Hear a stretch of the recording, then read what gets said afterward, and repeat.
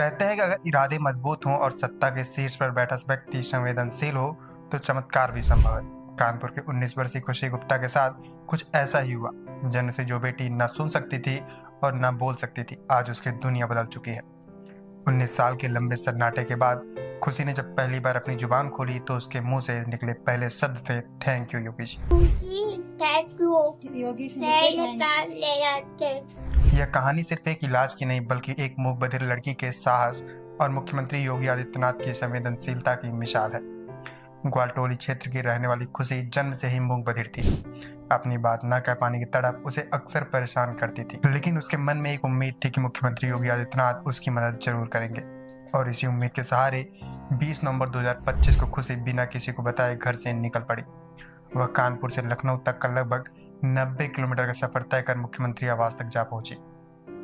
और फिर 22 नवंबर को जब वह सीएम आवास के बाहर रोती हुई मिली तो पुलिस उसे थाने ले गई, जहां खुशी ने इशारों और अपनी स्क्रैच आर्ट के जरिए पुलिस को समझाया कि वह बाबा जी से मिलना चाहती है। खुशी के पिता बताते हैं कि वे लोग बेटी के गायब होने से परेशान थे। तभी लखनऊ पुलिस का फोन आया और जब वे लखनऊ पहुंचे तो पता चला कि खुशी की जिद मुख्यमंत्री तक पहुंच चुकी है।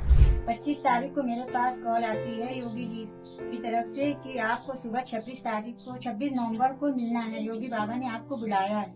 मैं बच्ची लेके कार्यालय पहुंची हूँ। बाद मेरी बच्ची को देखा है बाबा जी ने और हम लोगों की बहुत ही वहाँ खातिरदारी करी।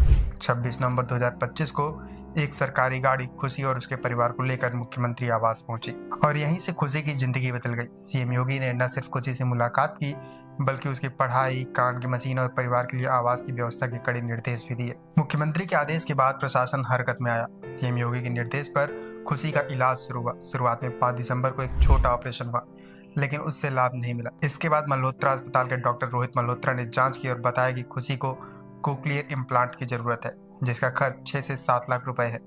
एक गरीब परिवार के लिए रकम बहुत बड़ी थी, लेकिन खुशी की पूरी इलाज का जिम्मा सरकार ने उठाया। योगी जी ने कहा इनका जो है कॉन्क्रीट प्लान होना है और सब इसका कॉन्क्रीट, तो वो सुनेगी फिर वो बोलेगी। धीरे धीरे उसको जो है उन्होंने एक ऑपरेशन किया मेरा आयुष्मान कार्ड से, दूसरा ऑपरेशन जो है उन्होंने आयुष्मान सर के किया। कॉन्क्रीट प्लान जो है योगी जी की दया से मेरा जो है सब कुछ हुआ है। 26 जनवरी को गणतंत्र दिवस के दिन खुशी का सफल ऑपरेशन किया गया।